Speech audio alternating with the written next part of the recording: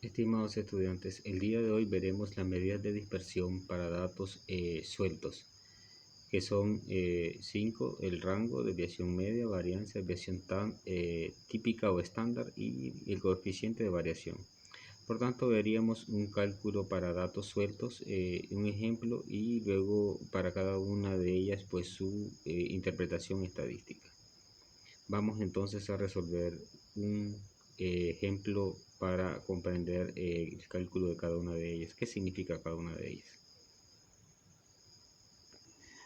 Por tanto, tenemos un ejemplo acerca de las notas de 8 estudiantes de educación primaria en estadística introductoria. Tenemos las 8 notas acá desordenadas. Para poder empezar, pues las ordenamos de menor a mayor.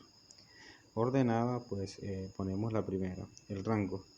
No es más que la resta entre el dato mayor y el dato menor, 45 y 92. Entonces esa diferencia nos da 47. Entonces podemos concluir que la distancia entre el estudiante que sacó mayor nota y el que sacó menor nota es 47 puntos. Vamos al cálculo de la segunda, que es la desviación con respecto a la media. Ponemos su fórmula. Dice que la desviación con respecto a la media es igual a la sumatoria de los valores absolutos de la diferencia de x sub i menos la media entre el número de datos.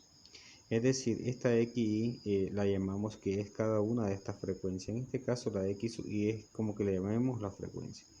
Pero nos están pidiendo la media, por tanto vamos a calcular la media de estos datos. No es más que sumarlo y dividirlo entre el número de datos. Eso lo habíamos visto en clases anteriores. Sumado entonces todas esas notas entre los 8 datos nos da 71 puntos, es la media. Entonces hacemos una tablita para calcular la desviación media. X sub i decíamos que es igual a cada una de las frecuencias, lo ponemos los datos, un total, y hacemos entonces lo que nos dice aquí la fórmula, la diferencia de cada xi menos la media. Entonces cada xi es 45 menos 71.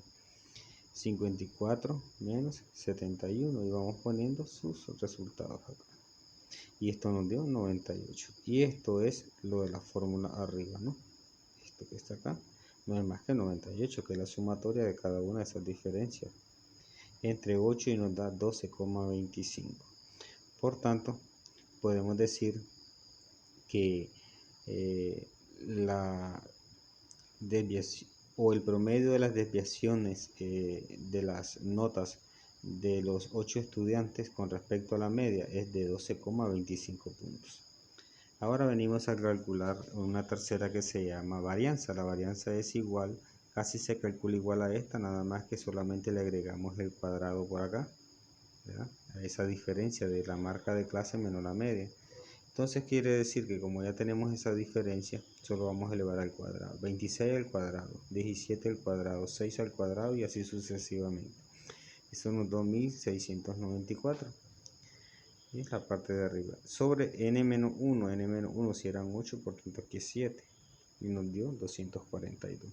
Esta es la única que no tiene interpretación estadística, por tanto no vamos a tener ninguna. Solo nos sirve para calcular la siguiente, que es la desviación estándar o típica, que no es más que la raíz cuadrada del valor encontrado anteriormente.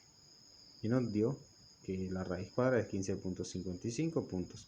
Podemos decir entonces que las notas de los 8 estudiantes se desvían típicamente con respecto a la media en 15.55 puntos, ¿verdad?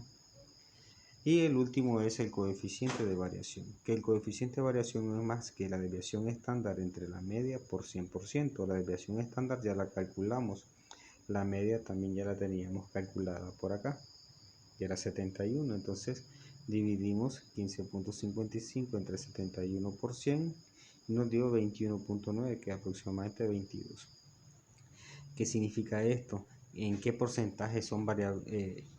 ¿Cuál es la variabilidad entre los datos? Entonces podemos decir que es un 22%, hay variabilidad con respecto a la media, en promedio, ¿no? En un 22%. No existe una fuerte, dicen unos estudios o estudiosos estadísticos que hay una fuerte variabilidad entre los datos si llega de un 40% a más o 45% a más. Entonces aquí hay una débil variabilidad, que los datos no están variables, las notas no son tan variables, ¿verdad? Con respecto a la media. Cuando vayan entonces a calcularla, pues hacen este procedimiento.